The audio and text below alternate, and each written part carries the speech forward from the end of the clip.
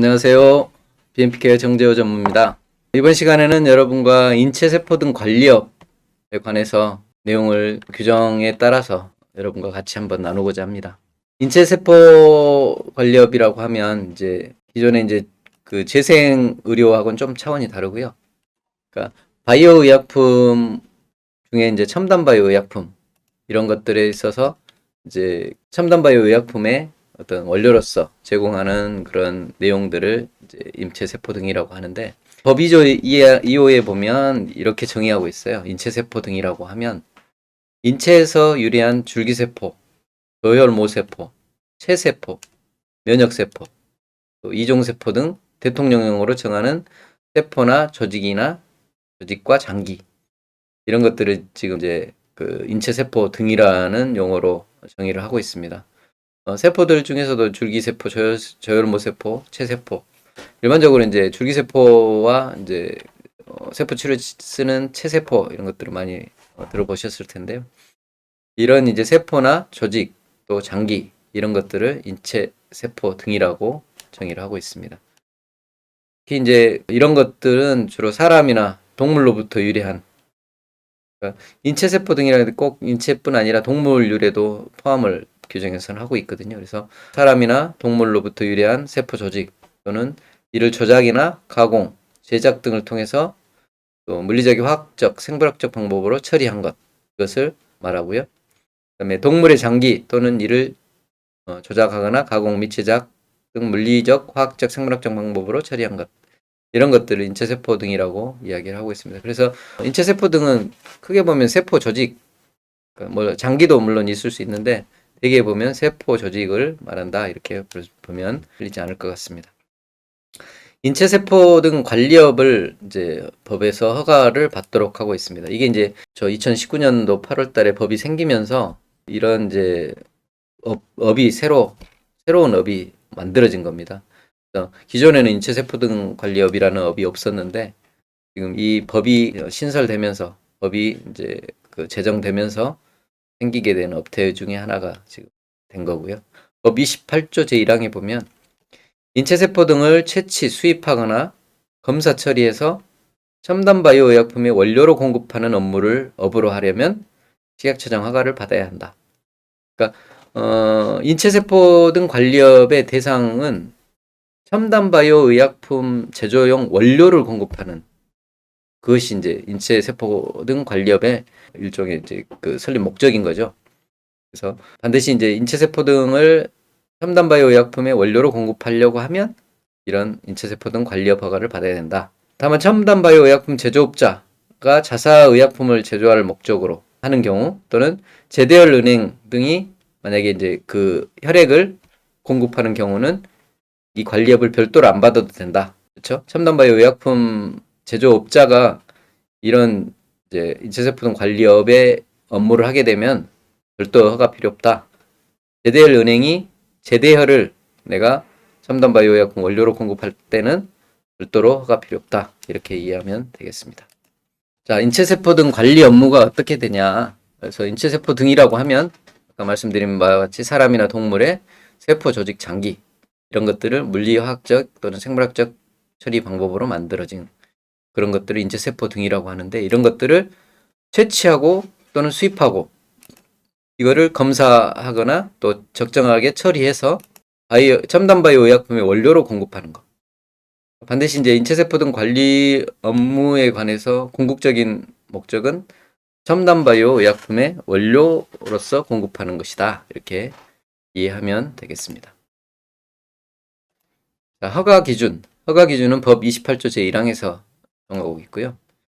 여기 기본적으로 시설과 인력, 그 다음에 장비, 그 다음에 품질 관리 체계, 이런 것들을 갖추어야만 한다. 이렇게 정하고 있고요.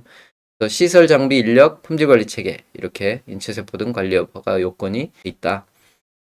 허가 간주 대상은 아까 잠깐 드렸지만 자사의 의약품 제조를 위해서 관리 업무를 수행하는 첨단 바이오 의약품 제조업자는 따로 허가 안 받아도 된다. 근데 수탁 제조하는 경우는 해당되지 않는다. 이 말은 무슨 말이냐면 내가 다른 회사의 제품을 수탁해서 제조하는 경우. 그러니까 이 인체세포 등 관리업을 내가 수탁해서 해주는 경우는 내 거 안 만드는 거잖아요. 다른 사람을 위해서 하는 거잖아요. 그래서 허가를 받아야 된다라는 의미인 겁니다. 그다음에 아까 말씀드린 제대열을 낸 경우는 이 제대열이나 이런 제대열 제제를 선박 원료로 공급하는 경우는 허가 안 받아도 된다. 받은 걸로 본다라는 거죠. 시설 기준은 크게 이제 5가지 정도로 되는데, 첫째, 채취실. 채취실은 의료기관인 관리업의 경우만 채취실이 필요합니다. 두 번째, 처리실. 인체세포 등을 처리할 수 있는 처리실이 필요하고요. 세 번째는 시험검사실. 시험검사실이 있어야 되겠죠. 그 다음에 보관소. 그러니까 지금 아까 이제 요건 중에 시설, 그 다음에 뭐 장비, 그 다음에 관리 체계가 있었잖아요. 근데 시설 측면에서 보면 채취실과 처리실과 시험검사실, 보관소, 그 다음에 기록보관실. 이런 5가지 항목이 이 인체세포 등 관리업을 하기 위한 시설에 관한 기준이다. 다만 채취실은 의료기관만 해당이 된다. 구체적으로 보면 채취실의 경우는 의료기관에 있는 시설로서 관련 규정에 따른 시설 규격을 갖춘 수술실. 그렇죠. 일반적으로 채취할 때는 수술실 환자에서 채취를 하기 때문에 그다음에 제대열이나 혈액 채취 시에는 혈액에 필요한 채취에 필요한 장비 등을 갖춰야 된다. 이렇게 정의하고 있고요. 그다음에 이종세포 조직 장기의 채취실의 경우는 이종이라고 하면 동물이 되겠죠. 사람이 아닌 동물 실험 시행 기관에 해당이 되고요. 무균적으로 채취할 수 있는 시설 장비를 갖추도록 그렇게 요구하고 있습니다. 그러니까 일반적으로 의료기관, 여기는 이제 동물 실험 시행 기관, 이 채취실은 이 의료기관과 동물 실험 시행 기관 두 군데만 적용이 된다. 이렇게 보시면 되겠고요. 처리실은 일반적으로 이제 세포 조직을 처리하는 곳이죠. 세포 조직 장기를 처리하는 곳이기 때문에 기본적으로 공기 조화 장치를 갖춰라. 즉 클린룸도 갖추고 온습도도 제어를 해라. 그다음에 완전 밀폐된 출입구와 창이 있어야 된다. 이건 이제 일반적인 의약품의 제조소하고 거의 유사한 정도의 요구 사항인 거죠. 완전 밀폐된 출입구와 창이라고 하면 우리가 보통 일반적으로 사무실에서 여름철에 더우면 창문 열잖아요. 그런 창문이 있어서는 안 된다는 거예요. 반드시 다 밀폐가 돼 있고 굳이 공기가 필요하면 공기조화 장치를 거쳐서 들어가야 된다. 그래서 외부에서 직접 연결된 창이나 문이 없어야 된다라는 게 이 기본적인 요건이고요. 그 다음에 원자재 등 반입 장소가 있어야 되고요. 그 다음에 작업원 전용 탈의실과 소독시설이 있어야 된다. 그 다음에 세척시설, 건조 멸균시설, 멸균물 보관시설이 있어야 된다. 천장 바닥벽은 세척이나 소독이 가능한 재질이다. 대부분의 경우는 다 의약품의 GMP 시설에서 요구하고 있는 내용이 일부가 반영되어 있는 거죠. 이런 것들은 적절하게 처리할 수 있는 조치. 그러니까 처리의 어떤 형태들은 의약품의 GMP하고 거의 유사하게 관리돼야 된다라는 것을 설명드릴 수 있겠습니다. 그 다음에 충전 밀봉은 무균적인 시설이나 장비가 필요하다. 그 다음에 공정관리 검사에 필요한 시설 장비. 이건 필요할 경우 배지이식 시설, 희석용제, 조제 시설. 이것도 역시 필요시. 그러니까 지금 여기서 말한 필요시는 이런 것들을 하려고 하면 갖춰라. 이거 안 하면 필요 없다. 이런 의미인 거죠. 나머지는 다 기본적으로 갖춰야 되는 처리 시설이고요. 세포나 조직을 충전하거나 주로 이제 충전하거나 밀봉 하겠죠. 그런 것들은 무균적인 장비와 시설. 그다음에 혹시 이제 조제와 충전이 있을 경우는 조제라고 하면 기본적으로 이제 뭐 버퍼를 집어넣거나 하는 행위가 되겠죠. 조제하거나 그다음에 최종 그 용기에 충전하는 것은 별도로 해라라고 요구를 하고 있습니다.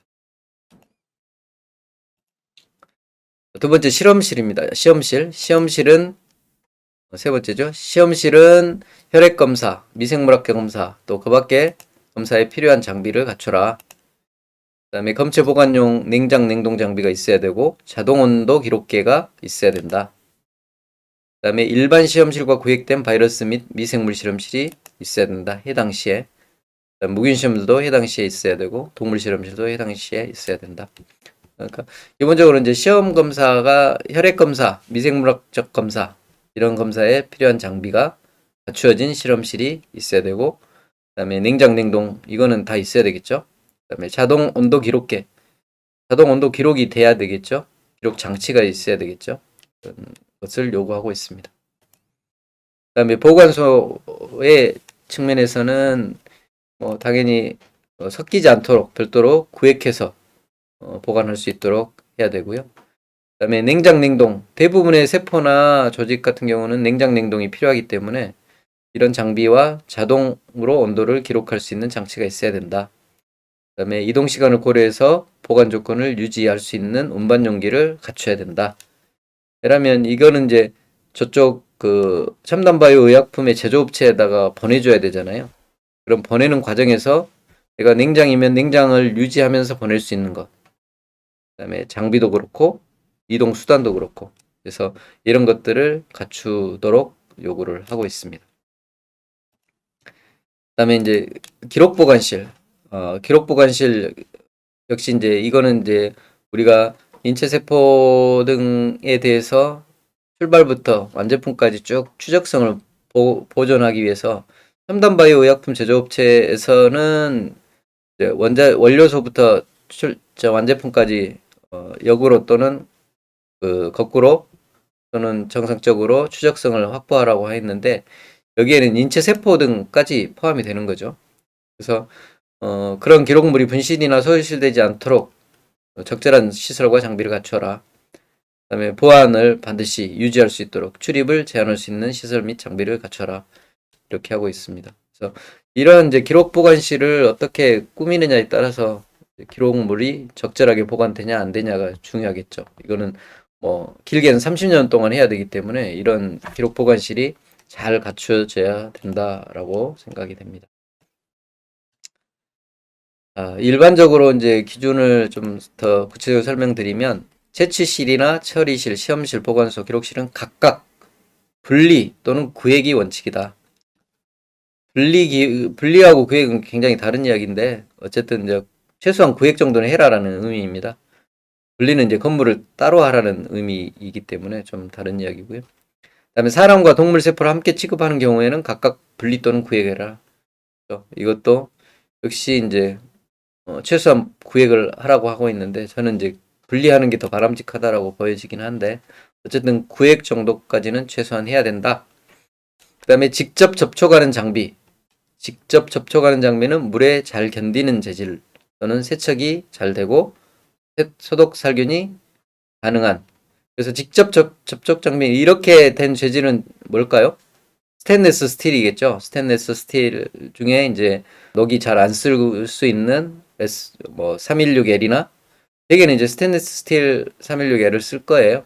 그래서 이런 장비들을 처음에 이제 디자인할 때, 설계할 때 또는 구매할 때, 구비할 때 그런 소스 재질을 쓰는 게 바람직하다라는 말씀을 드리고요. 그다음에 용수 시설의 경우는 실내 배관 청소가 용이하고 배관 벽 통과 시 틈새 없도록 마감해야 된다. 그러니까 용수 시설을 실제로 갖추는 업체가 많이 있을지는 모르겠는데, 용수 시설이라고 하면 최소한 이제 정제수를 만드는 시설을 말하는 거죠.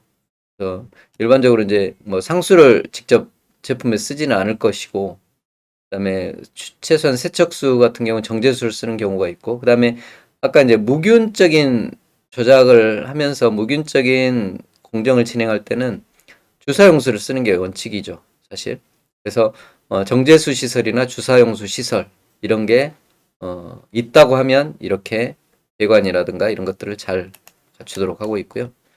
그다음에 원료 공급 목적으로 일정 보관 조건을 로 유지할 수 있는 그런 시설 장비, 또 차량, 운송 장비. 이거는 이제 원료 공급할 때 내가 제조소에서, 그러니까 인체세포등 관리업체에서 바이오약품, 첨단 바이오약품 제조업체까지 운송할 때 보관 조건을 지킬 수 있는 그런 체계를 갖추라는 이야기죠. 그다음에 의료 폐기물 처리 시설을 갖춰라. 다만 이런 경우는 이제 위탁이 가능하다. 의료 폐기물은 전부 이제 뭐 주사기, 뭐 혈액, 또 세포 뭐 이런 것들이 되겠죠. 그다음에 채취 검사 처리에 동물을 사용할 경우는 동물에 관련된 시설과 장비를 갖춰라. 이렇게 이야기를 하고 있습니다. 보통 이제 시설 장비 기준에 있어서 일반적인 기준들은 이제 의약품의 내용과 거의 유사하다. 그리고 특히 이제 바이오 의약품의 경우 이런 것들을 다 요구하고 있기 때문에, 그런데 여러분이 이제 분리와 구획과 구분 이런 것들을 혹시 이제 헷갈릴 수 있어서 제가 좀 설명을 드리겠습니다. 그러니까 분리의 개념은 뭐냐면 철저하게 이제 나누는 거죠. 그래서 원칙적으로는 분리라는 개념은 건물을 따로따로 하는 거예요. 그러니까 예를 들어 채취실과 처리실을 분리해라 그러면 건물을 따로 해야 돼요. 처치 건물, 처리 건물 따로. 그다음에 시험 건물 따로. 이게 이제 분리의 가장 이상적인 형태고요.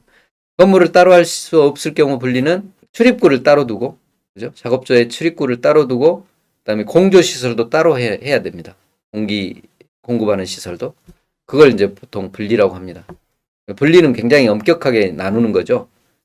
그다음에 이제 구획이라는 거 있는데, 구획은 어느 정도냐면 그냥 칸막이 하는 거예요. 칸막이. 우리 보통 이제 공장 새로 지을 때 보면 판넬로 이렇게 칸막이를 지어서 방을 나누잖아요. 그런 정도 문이 있고 이렇게 방을 나누는 것이 구획입니다.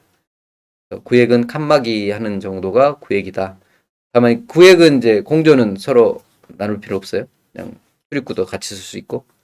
그 다음에 구분이 있는데 구분은 그냥 선을 그려서 나누면 돼요. 그러니까 구분이 가장 느슨한 나누는 기준인 거죠. 그러니까 구분은 그냥 선만 그려서 못 넘어가게 한다거나 구역을 표시하는 그런 정도가 구분이라고 할 수 있습니다. 그래서 분리와 구획과 구분 이런 것들은 이제 GMP에 있어서 조금 용어 정리 차원에서 제가 설명을 드렸습니다. 그다음에 이제 그 관련 인력 기준이 또 있습니다. 인력에는 이제 책임자 담당자를 정하게 하고 있는데 품질 책임자 한 명 이상이 꼭 있어야 되고요. 이 품질 책임자는 전체적인 인체세포 등 관리 업무를 지휘하고 감독하는 그런 임무를 가지고 있고요. 그다음에 담당자나 연구원은 한 명 이상 관리 업무를 수행하는 그런 사람. 그다음에 또 다른 연구원이나 담당자 한 명 이상은 기록 보관 업무를 수행할 수 있는. 그래서 최소한 3명 이상이 있어야 되는 거죠. 관리 업무, 지휘 감독, 그다음에 관리 업무 수행, 기록 보관 업무 수행. 이렇게 최소한 3명 이상은 갖춰야 된다. 구체적으로 보면 이제 각각 부서에 필요한 적정한 인력을 확보하는 것은 당연한 거고요. 여기에 있어서 이제 조직도도 마련해야 되고, 그다음에 아까 이제 이런 최소한의 인력들을 고려해서 또 여러 취급 제품에 따라서 적절한 인원 배치를 해야 되고요. 그다음에 품질 책임자가 있어야 됩니다. 그래서 품질 책임자의 그 자격은 의사약사 또는 4년제 이런 이제 관련 학과 졸업생, 그다음에 관련 업무에 충분한 경험이 있는 자를 선임하라고 하고 있습니다. 그다음에 제대열 은행의 제조관리자 또는 의료 책임자가 품질 책임자의 업무를 같이 수행할 수 있다. 크게 인력 기준은 3명 이상이면 되고 품질 책임자는 반드시 이러한 요건을 갖추는 사람으로 임명이 되면 되겠습니다. 그 다음에 이제 품질관리 체계, 아까 이제 허가 조건 중에 하나가 품질관리 체계를 갖추라고 했었는데, 이 품질관리 체계의 기준은 표준 작업 공정을 문서화하여 실행할 것. 이건 어떤 의미냐면, 간단히 이야기하면 SOP를 만들고 그에 따라라. 이런 의미예요. 그러니까 내가 시행하고자 하는, 또 수행하고자 하는 각각 공정, 채취면 채취, 또 가공이면 가공, 처리면 처리, 이런 것들에 대해서 절차를 문서화해서 그에 따라서 실행하라는 거죠. 보통 이제 실행하라는 의미는 그 실행한 결과를 기록하라는 거하고 똑같아요. 그러니까 여러분이 그냥 문서화만 하면 되는 게 아니라 그 문서화에 따라서 작업한 내용도 기록을 해야 되는 거예요. 그래서 서류가 없는 것은 안 한 거라고 그랬죠. 그래서 실행을 반드시 하고 그 실행한 것은 기록으로 남겨야 됩니다. 그다음에 구성원의 업무 책임 권한 등을 문서화해서 실행해라. 역시 우리가 업무 분장을 해서 누가 어떤 일을 할 것인지를 명확하게 하라는 의미이고요. 그다음에 방금 제가 설명드린 바와 같이 그런 실행한 결과 또 그런 것들을 기록 문서로 작성해서 보관해야 된다. 그다음에 관리 업무가 적절하게 잘 되고 있는지를 위해서 스스로 점검을 하는 자율점검 체계를 만들어라. 이게 품질관리 체계 기준에 이제 기본적으로 있어야 될 내용이다. 규정에서는 그렇게 요구하고 있습니다. 그래서 표준 작업 공정에 대해서 문서화하라 이런 의미는 이런 이제 운영이나 인력에 관한 부분, 그다음에 시설이나 장비 운영에 관한 부분, 기증자를 어떻게 적합한지를 판정할 것인가, 그다음에 기증이나 채취, 뭐 수입 처리, 보관, 폐기, 공급 이런 것들을 어떻게 할 것인지에 대한 절차, 그다음에 원자재에 대한 어떤 이제 그 기준이라든가 이런 것들, 그다음에 입출고 또는 공급 관리를 어떻게 할 것인지, 포장은 어느 포장 재질로 어떻게 할 것인지, 그다음에 부적합한 경우는 어떻게 폐기하고 어떻게 조치할 것인지, 만약에 회수가 있었을 때는 어떻게 회수하고 폐기할 것인지, 그다음에 추적 체계에 대해서는 어떤 식으로 내가 추적 관리를 할 것인지에 대한, 예를 들어 이제 내가 공급한 첨단 바이오 의약품 제조업체에서 클레임이 들어왔다. 만약에 이제 거기서 시험해보니 부적합인데 니네 어떻게 했니? 라고 해서 역으로 물어왔을 때 어떻게 할 것이냐. 그 추적 체계에 대한 확보, 그다음에 종사자는 어떻게 교육하고 또 자율 점검을 어떻게 실시할 것인지 체계를 만들어 그랬죠. 각종 문서와 기록은 어떻게 관리할 것인지 이런 것들에 대해서 SOP를 만들어는 거예요. 사실 작은 일은 아니죠. 이런 것들은 이제 기본적인 템플릿을 만들어서 이런 것에 대해서 운영을 세 명이서 이거 하기는 좀 어렵겠죠. 그래서 최소한 수명 3명 이상은 더 있어야 되겠죠. 그래서 이런 이제 관리 체계를 갖추어라라고 요구를 하고 있습니다. 품질 관리 체계에 있어서 궁극적인 목적은 그 조직이나 세포 이런 것들이 이제 그 품질에 어떤 영향을 미치는지에 대해서 전체적으로 이제 여러 내 공장에 그러니까 내 그 업에 대해서 기계라든가 원자재라든가 공정이라든가 시험 방법이라든가 이런 것들을 종합적으로 변경이 됐을 때 이게 영향이 있냐 없냐를 늘 확인할 수 있도록 체계를 갖춰야 되는 것이죠. 그래서 정기적인 자율점검을 통해서 또는 특별 자율점검을 통해서 이런 것들이 잘 유지되고 있는지를 확인할 수 있도록 그런 체계를 갖춰라.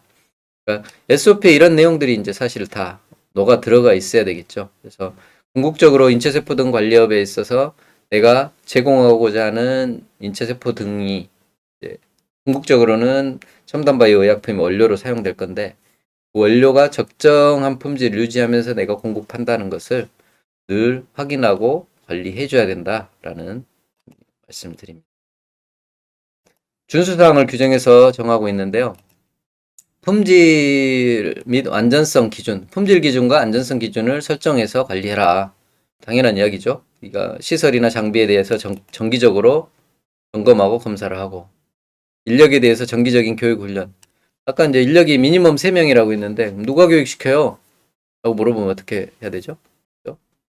책임자가 해야 되겠죠. 그죠?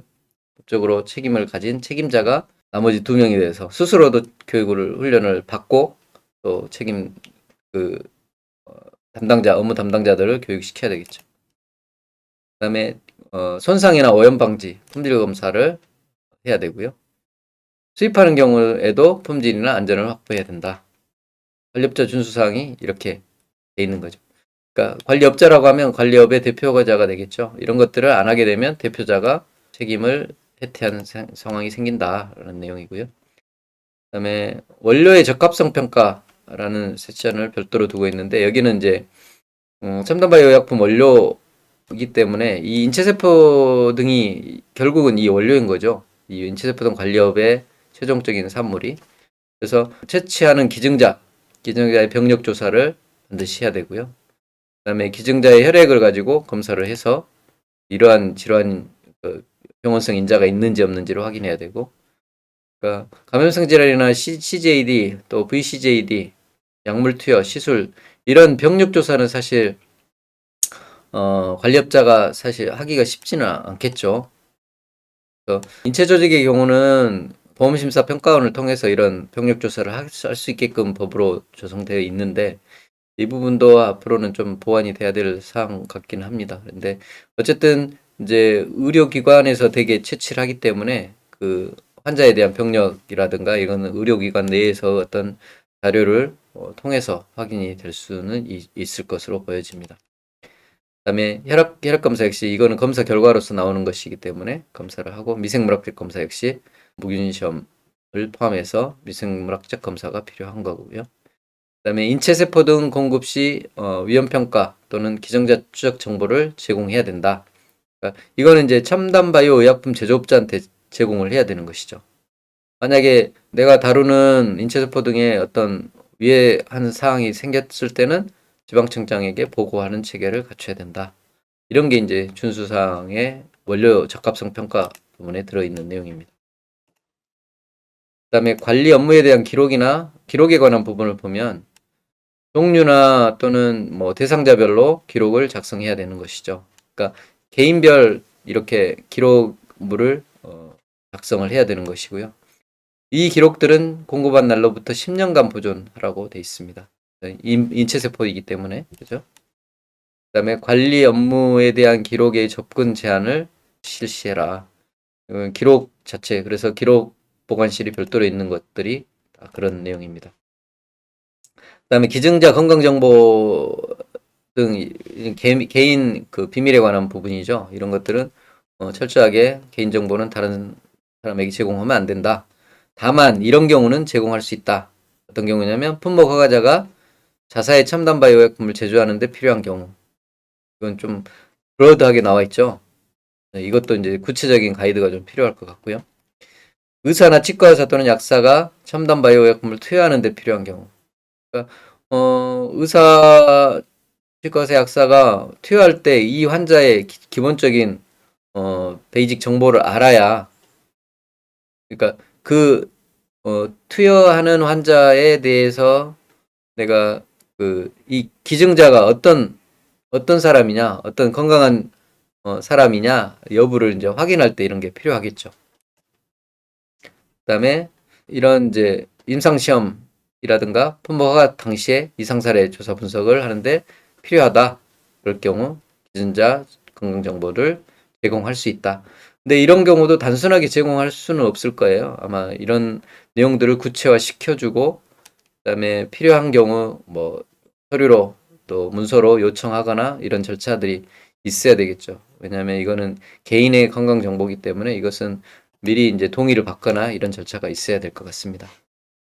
이상 제가 이제 그 인체세포 등의 관리업에 대해서 쭉 설명을 드렸습니다. 그러니까 이 관리업은 다시 제가 반복해서 말씀드리지만, 이것은 첨단 바이오 의약품의 원료를 공급하기 위해서 내가 허가를 받아야 되는 것입니다. 그래서 내가 아닌 다른 첨단 바이오 의약품 제조업체에다가 공급할 거야 라고 하면 인체세포 등 관리업이 필요하죠. 그러니까 의료기관이라 할지라도 내 의료기관에서 내가 그런 인체세포 등을 채취해서 처리해서 첨단 바이오 의약품 제조업체에 납품할 거야, 공급할 거야 라고 하면 그 의료기관은 인체세포 등 관리업 허가를 받아야 됩니다. 그리고 지금 이제 말씀드린 것은 세포 처리 시설이라는 게 또 있어요. 그래서 인체 세포를 이제 첨단 재생 의료에 사용하는 세포 처리, 이런 것들을 또 이 같은 법에 담고 있거든요. 그러니까 세포 처리 업무를 하려고 하면 이런 시설 인적 장비를 갖추어서 식약처장으로부터 세포 처리 시설로 허가를 받아야 된다. 그러니까 이거는 지금 방금 앞서 말씀드린 인체세포 등 관리업과는 다른 거예요.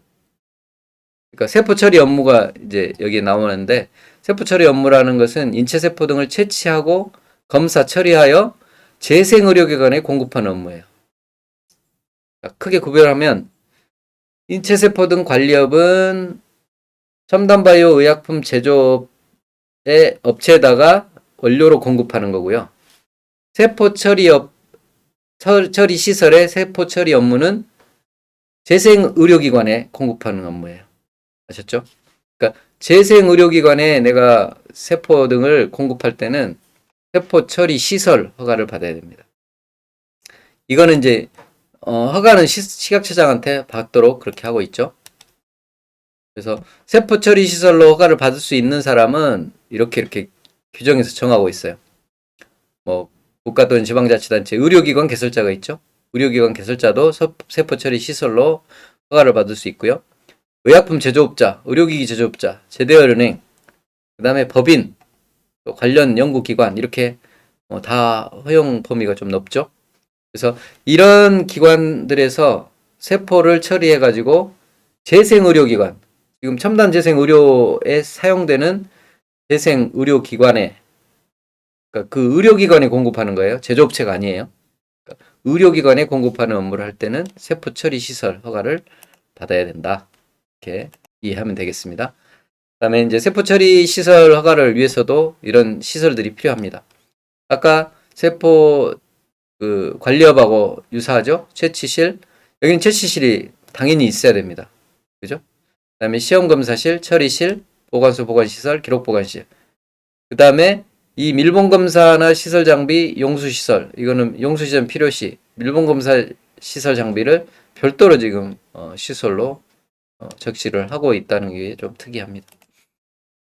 장비 일반 기준을 보면 세포 처리 시설과 의료기관은 공용이 가능하다.